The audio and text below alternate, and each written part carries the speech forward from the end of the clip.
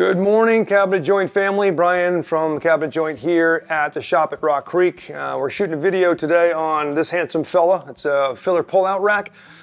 These are pretty popular back in the day. They might have lost a little favor because of our ability to customize cabinet widths, where we can do any increment down to a 1/16 of an inch.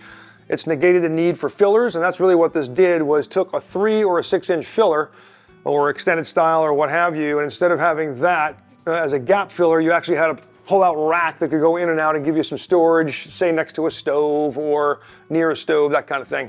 So anyway, these come available in 3 and 6. Here's a 3-inch, here's a 6-inch installed. We'll show you how this is going to go in a minute.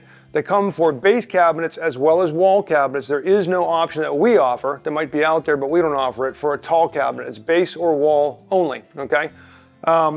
We're going to get into some of the tidbits on this in terms of the differences between inset and overlay and some of the installation nuances. So stick with us as we walk through this. This can be a tricky little fellow to install if you're not paying attention. So we want to walk you through some of what you might run into during your install. I have right here the 3-inch version. Again, they come in 3 and 6-inch. We're going to install the 6-inch ones. I'm going to set this one down. The only difference with a 3-inch rack is you can't get a matching panel there. In the case of 6-inch, I have enough real estate. I could almost do 4 pieces of framing and a floating center panel. With a little 3-inch rack I set over here, it's going to have to be a slab. And you could also just do where the slab itself is all you see. You just put a slab between here and don't put a door on it. But now you have a door coming across here. You got a door on this cabinet, and you have this void in the middle with nothing on it. We think it looks unfinished, so taking the extra step to do a matching edge profile on a slab or on a matching door, and attaching that to your slab filler makes it look a lot more complete. So you'll see how all that works as we move forward. Okay, so let's get started on the installation of this Filler Pullout Rack. Before we do that, let's do what we always do, talk about some tools and materials, some housekeeping issues. Tools are easy, tape measure and a marking pencil just in case you need those. I got 2 screw guns or Joe guns. One has a Phillips bit or whatever head screw you're going to use to secure this. Mine happen to be Phillips, but choose the bit of your choice.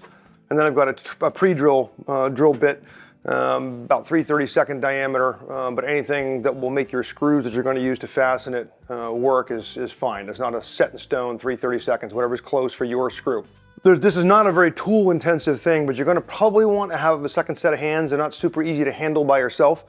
But what's going to happen in premise here is this rack, you have a top, a back, and a bottom, and this rack kind of slides inside that sideways U. And so that sideways U gets attached to each of these 2 cabinet sides, top and bottom, and then the rack just slides back in, and then we mount our door face to it. Okay, so it's just 6 screws on each side holding this thing in suspension between 2 already installed cabinets. It's pretty critical to understand these are meant to go between cabinets. We get a lot of requests for, can I put them at the end of a run and panel it off? Yes, we have a video for that. It's not ideal, it's not designed for that. You really want the weight of this heavy rack to be supported by 2 things going to the floor, or in the case of a wall cabinet, because it's the identical thing on a wall, you want to have 2 wall cabinets that are secured to studs that are holding this rack in place. But you can do an end of run if you really had to, and there's a separate video for that. What we're going to do first is, the way these racks come, they have a strip of wood on here that we're going to remove, and that strip of wood is what keeps this thing from just kind of falling apart in the box. So I'm going to remove that. There's 2 screws here, the top and bottom, and then on the back, the unit comes with, I'll pull one out by hand, it comes with the screws necessary to mount your door or slab to the rack. So they give you a little slotted hole so you have left and right adjustment, but there's a top screw and a bottom screw, and we'll have to remove those because they're in this strip as well. So let me do that, and we'll come back on camera and get started on the install.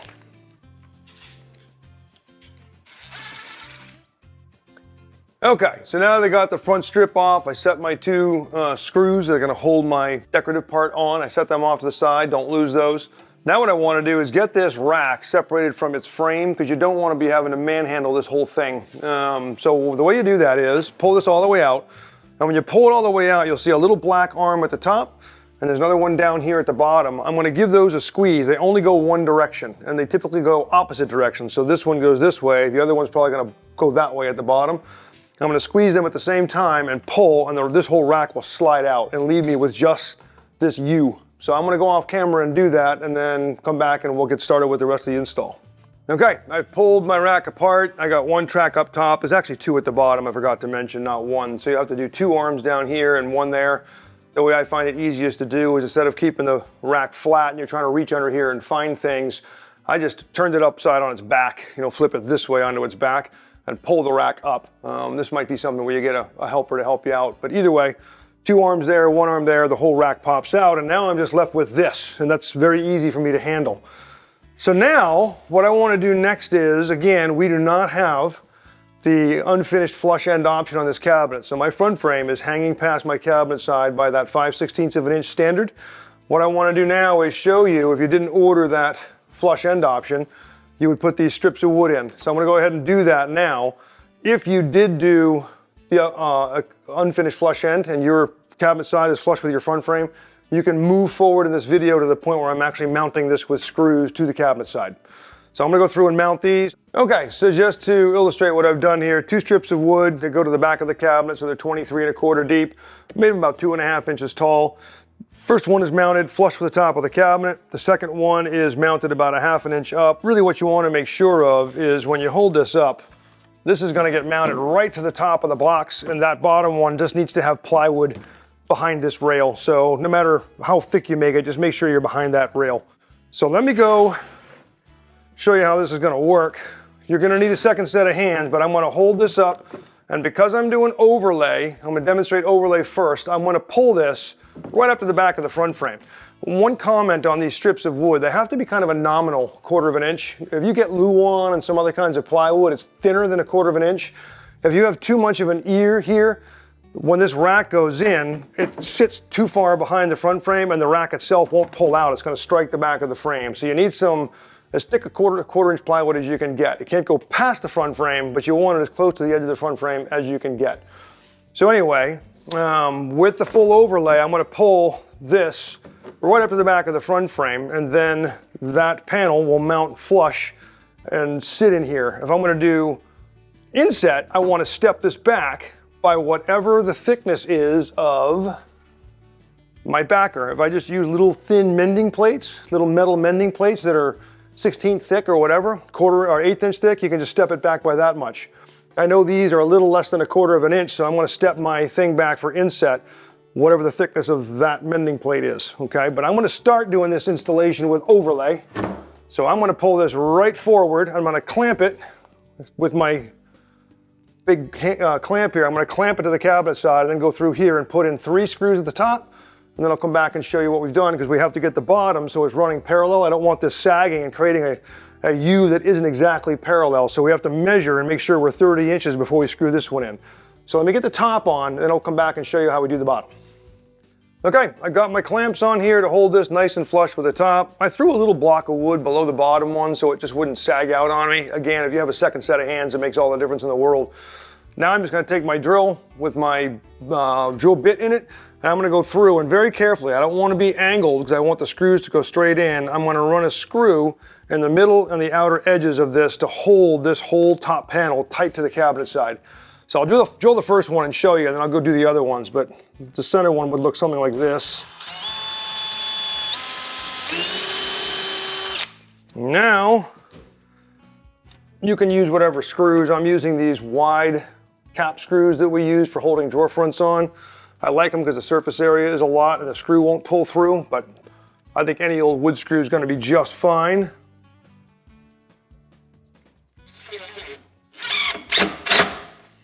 Okay, so I'm going to go do the same thing there, and then we'll get to the bottom.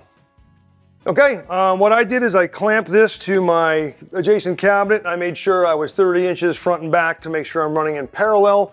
And then I went ahead and did the same 3 screws just like I did up here. So now when I pop this clamp off, this is a rigid structure part of this cabinet.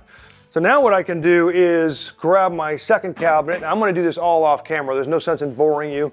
I'm going to take this cabinet, put it up against here, and do the exact same thing. Okay, now I can put the rack back in and then start working on my door facades to make it decorative. The way these goes, it's just in reverse. You don't have to do anything with these levers. That's only a release lever. This is really just to line it up and push. But the tracks, the 2 bottom ones that are sideways and this vertical one that's running this way, are just basically a U-shaped track. And what we're going to do is line these 2 fins here up with the black detents here. So I have to line up the bottom first and kind of line the top one up.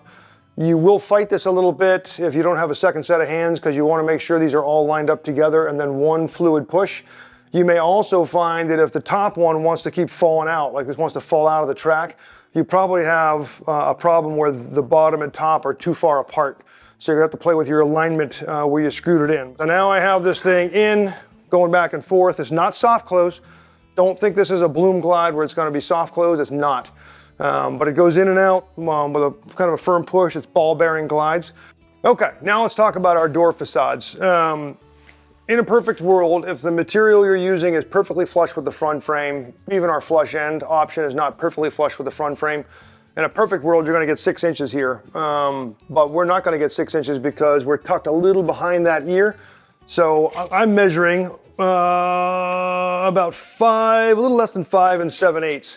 Remember, you're ordering all this before, with your cabinet codes, you're ordering all this before you go to assemble. So we try to leave a little wiggle room. We're gonna assume that that gap is 5 7/8. We'll probably make these panels like 5 5/8 wide. You can always trim them down if you're doing unfinished like we are, but if you're doing finished, you have to order them the right size. If you go to put these on, they're too tight, you've got to shim these out even further to get more space here. So a lot is riding on how flush you are, what material you're using to flush out that cabinet side with those little buffers. And again, even our flush end option, which is the best option to use, is an unfinished flush end. It still leaves a fingernail. And if you did that, I think a 5 7/8 wide filler or front frame in the case of Inset, a 5 7/8 wide would work. So you can work that out with your cabinet coach. Now let's talk about how this works. For overlay, this is my filler, and this is gonna go, I want my same gap at the top that I would have on my overlay doors, which hang down a 1/2 inch and flush with the bottom. So I've mounted that thing just like a door. And when I put this on, I'm flush here, flush across the top, and it looks like a door. When I put a knob on this whole rack will pull in and out, and I'm nice and flush. So that's my overlay option. If I go with Inset, watch what happens. When I put this in here, yes, it looks like Inset cabinetry, but now I've got this little bump out, and that's because of the backers that I used, that 1/4 inch backers, to hold the frame to the door. So that's why if you're doing Inset, whatever the thickness of your backer is, this whole assembly has to go behind the front frame by that same amount, and then this will flush out. Okay, that should make sense to you. So a lot is riding in that case on what you're doing for backer plates, if it's a little thin mending plate or the big 1/4 inch stuff I used. So I'm gonna go ahead and mount the overlay one to this and then come back and show you how you can adjust it, and we'll wrap up this video. Okay, so there's my installed rack. Goes in and out just the way I want. And what I want to show you now, that's overlay. So if I was to take an overlay door, this is not the door for this cabinet, but pretend this is an overlay door. Now I have a filler that lines up with my adjacent doors. So when I put a knob on this and I pull this rack open, it works just like my doors do. It's seamless.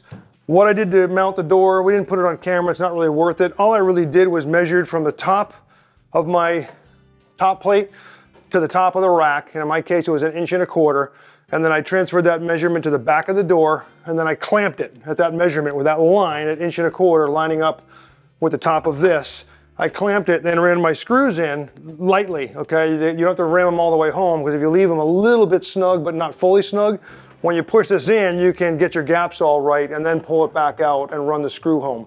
So it's really not that hard. You just got to use a clamp to hold the door, or the front frame and door assembly if it's Inset, to the front of the rack while you're doing your measuring and while you're doing your screwing and drilling. So that's it. That is your filler pull-out rack. Hope you enjoyed the video. Sorry it was a long one, but this is kind of a tricky one to put together. Get a lot of questions on it, so I hope this answered all of yours. Have a great day, everybody. Thanks for watching.